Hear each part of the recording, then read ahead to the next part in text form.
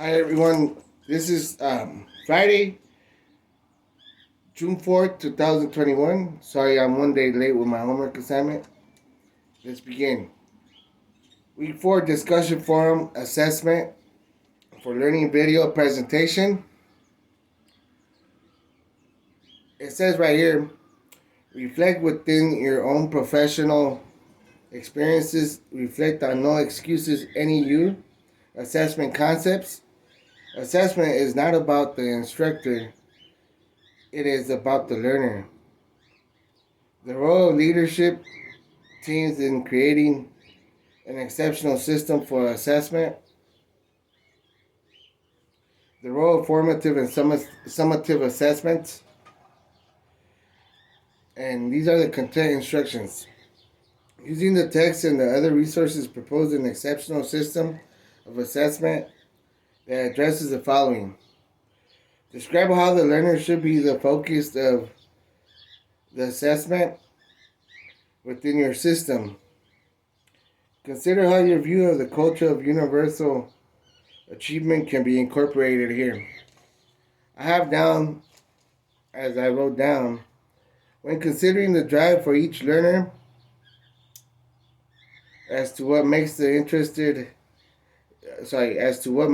interested to understanding as to us educators blending their interest with rewards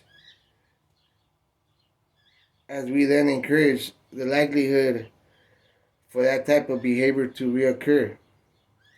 One way in which culture of universal achievement can be incorporated is through rewarding children through small prizes, encouraging words that help them to uplift their self-esteem, which also addresses their learning ability or how comfortable they feel around their peers as well as their learning environment.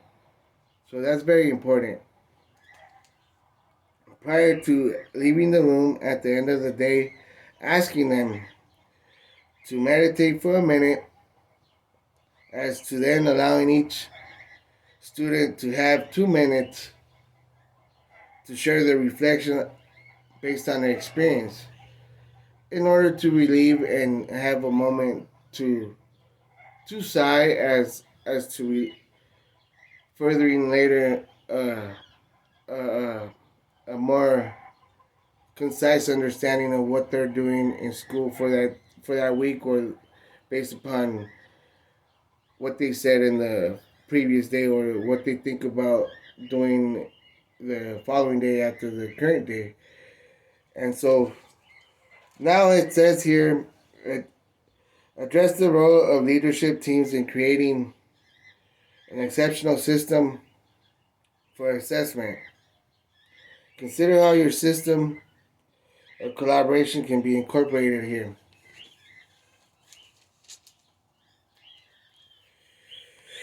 Having the help and support of leadership teams as a form of a rubric that serves us all as an example prior to agreeing upon decision.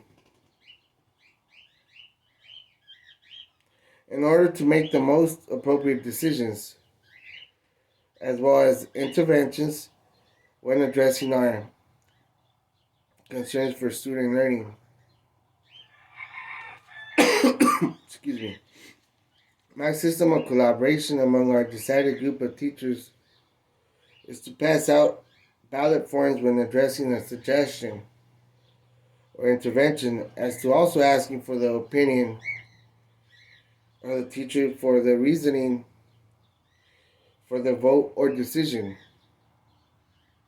In addition to all agreeing to abide to the difference in amount of votes for the majority will be implied as a rule that all must follow when instructing as a result.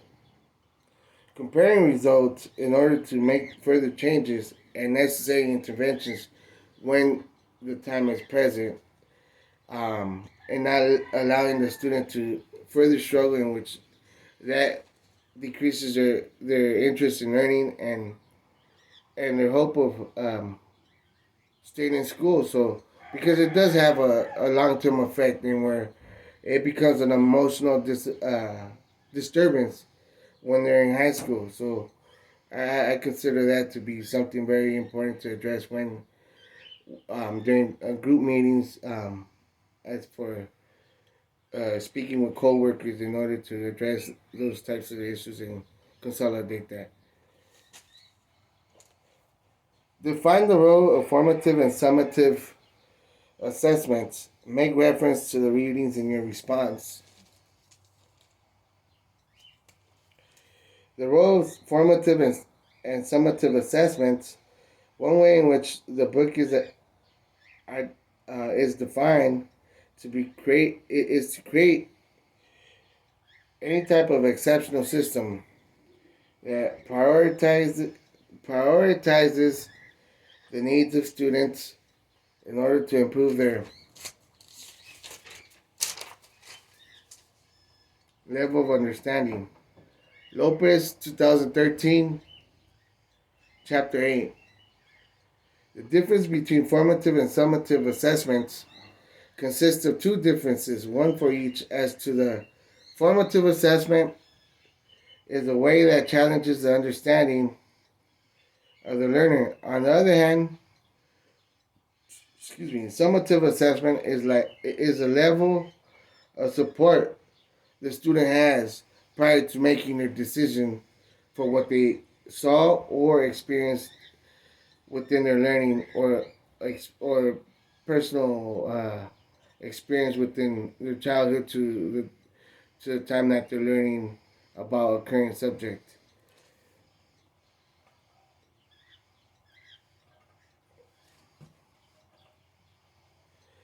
When addressing the needs of students,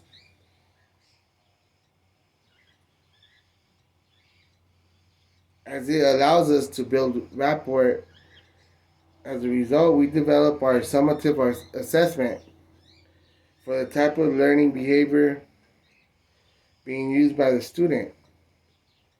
For for the as to making the following uh, for the type of learning behavior being used by the student,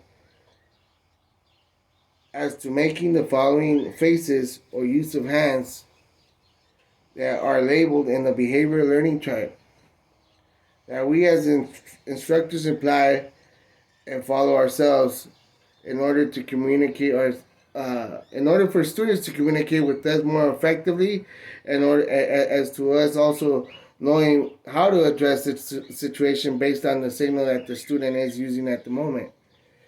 Lopez, 2013.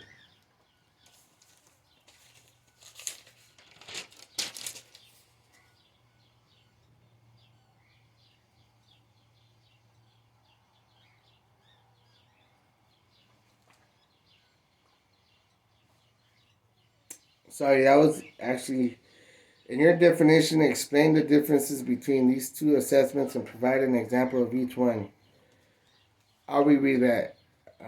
The difference between formative and summative assessments consists of two differences, one for each. As to the formative assessment is the way that challenges the understanding of the learner. On the other hand, summative assessment is a level of support for making decisions uh, for of support that the student has prior to making their learning decisions based on their understanding, which includes family support, uh, group after school group activities, or community activities, or simply just staying after school for some extra time working with a tutor, or with the instructor if the instructor is available to help the student. Um, when addressing the needs of students,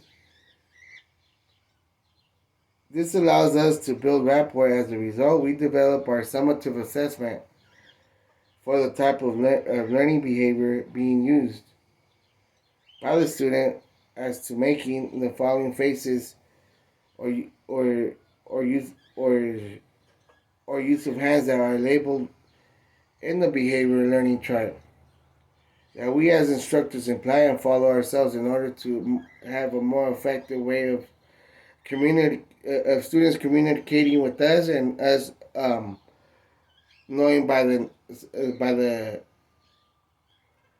the use of hands or the type of signaling that the student is making, how to address the matter prior to coming over and speaking to the student.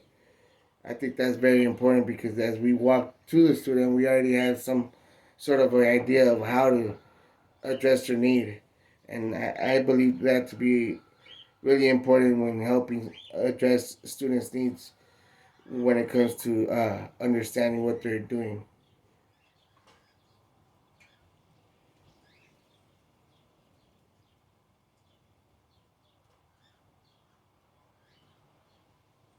Lopez, 2013. Describe how you plan to use or could use this exceptional plan in your career. Provide a specific example related to assessment practices. One way that I could use this exceptional plan is to learn for myself the effective identities that drive students to seek their own opportunity. Our job as educators is to think of positive ways that challenge and encourage students to seek the moment as for having the opportunity in their hands to make the difference or simply fall short. As this gives them the birth of life, which is growth. Also, writing sentences or quotes that support the student learning